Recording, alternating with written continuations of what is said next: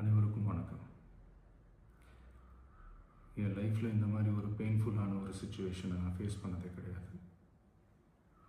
மனசு முழுக்க வலி வலி மட்டும்தான்.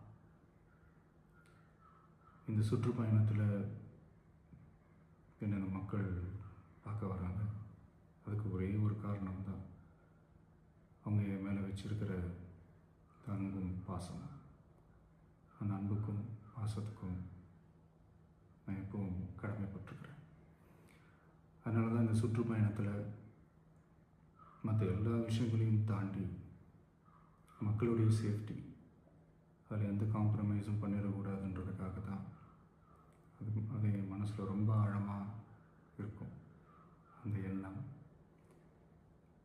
அதனால தான் இந்த அரசியல் காரணங்கள் எல்லாத்தையும் தவிர்த்துட்டு ஒதுக்கி வச்சுட்டு மக்களுடைய சேஃப்டி மட்டும் மைண்டில் வச்சுக்கிட்டு அதுக்கான இடங்களை சூஸ் பண்ணுறது, அதுக்கான இடங்களை பார்த்து பெர்மிஷன் கேட்குறது, போலீஸ் டிபார்ட்மெண்ட்டில் அதை ரிக்வெஸ்ட் பண்ணி கேட்போம்.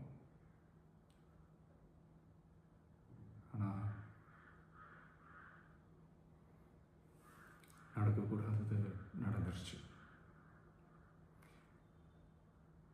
நானும் மனுஷன் தானே. அந்த நேரத்தில் அத்தனை பேர் பாதிக்கப்பட்டு இருக்கும்போது எப்படி அந்த ஊரை விட்டுட்டு என்னால் கிளம்பி வர முடியும்?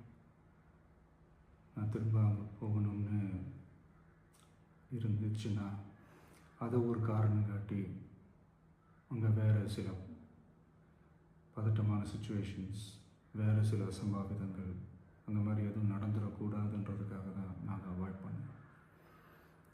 இந்த நேரத்தில் சொந்தங்களை இழந்து தவிக்கிற அத்தனை குடும்பங்களுக்கும் என்னுடைய ஆழ்ந்த இரங்கலை தெரிவிச்சுக்கிறேன். எனக்கு தெரியும், என்ன சொன்னாலும் இது ஈடேயாகாதுன்னு எனக்கு தெரியும்.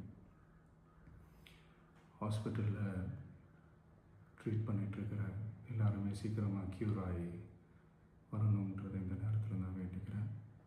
கூடிய சீக்கிரமே உங்கள் எல்லாரையும் நான் சந்திக்கிறேன். இந்த நேரத்தில் எங்களுடைய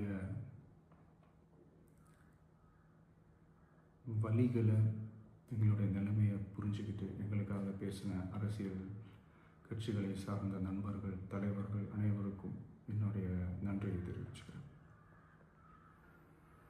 கிட்டத்தட்ட ஒரு 5 மாவட்டத்துக்கு பிரச்சாரத்துக்கு போனோம். இந்த மாதிரி எதுவுமே நடக்கல. ஆனால் கரூரில் மட்டும் ஏன் எப்படி நடக்குது? எப்படி நடக்குது?